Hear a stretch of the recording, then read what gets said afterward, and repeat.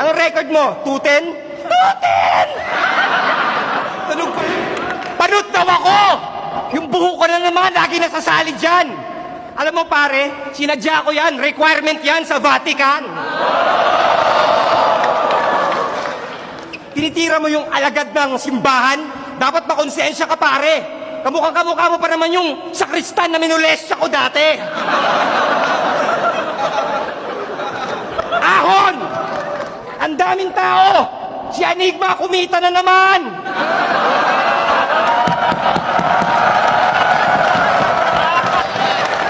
Marami palang gustong makakitang umuwi kang luhan!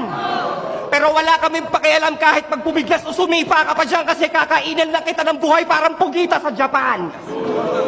Walang kalaban-laban na parang baby na pinatay. Kayong dalawa ng shota mo, re-raping ko lang sabay.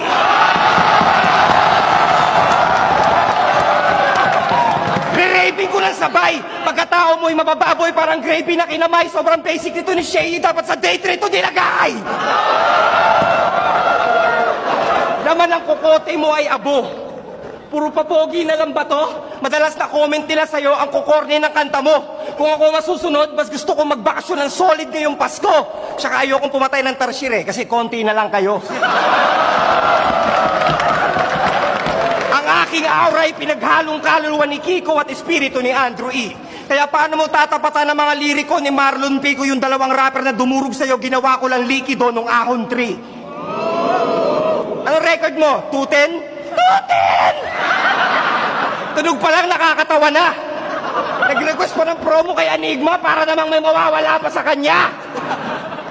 Pare, mag-beatbox ka na lang, sumali ka na lang ng tunog tao. Pakiramdam ko, kalaban ko sarili ko ngayon. Nung supot pa ako. Hindi ka bagay maging rapper, wag mo na ipilit ng todo. Trying hard ka masyado para kang titi ng lolo.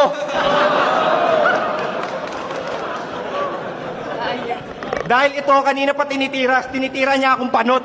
Pero pag tinanggal mo yung buhok niya, parang piniritong balot.